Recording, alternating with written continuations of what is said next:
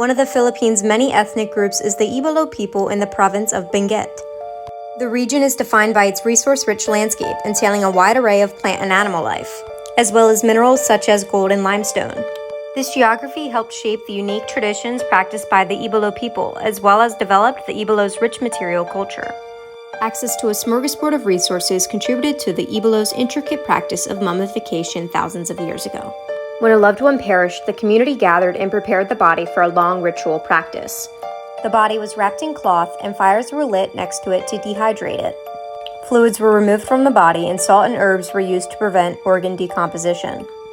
Pounded guava and other organic material were rubbed on the exterior of the deceased to prevent maggot or worm infestation during the drying process. The body was heated while the mouth was filled with smoke to further dehydrate the body. This multi-step process was conducted for weeks until the mummy was dried and thus contained. Oval-shaped wooden coffins with ornate detail work were used. The deceased were laid to rest in the coffins in a fetal position. The coffins were typically interred in caves. This burial process was practiced for thousands of years until the 16th century when Spanish colonists arrived in the Benguet Province. In the 19th century, industrial activity in the Benguet's forests began, while working loggers stumbled upon ancient burial caves.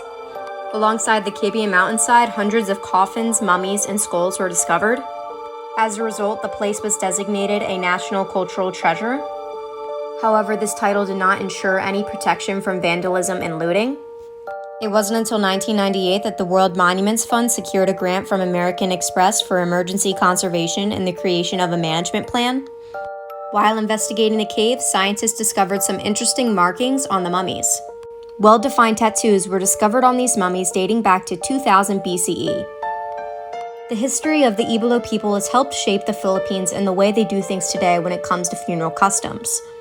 For example, one of the most common forms of traditional burial in the Philippines is log coffins. As you can see here, the Ibaloi people have been using log coffins for thousands of years. Not only do the Ibaloi people have very interesting funeral customs, but also they play an important part in the Philippines' identity as we know it today.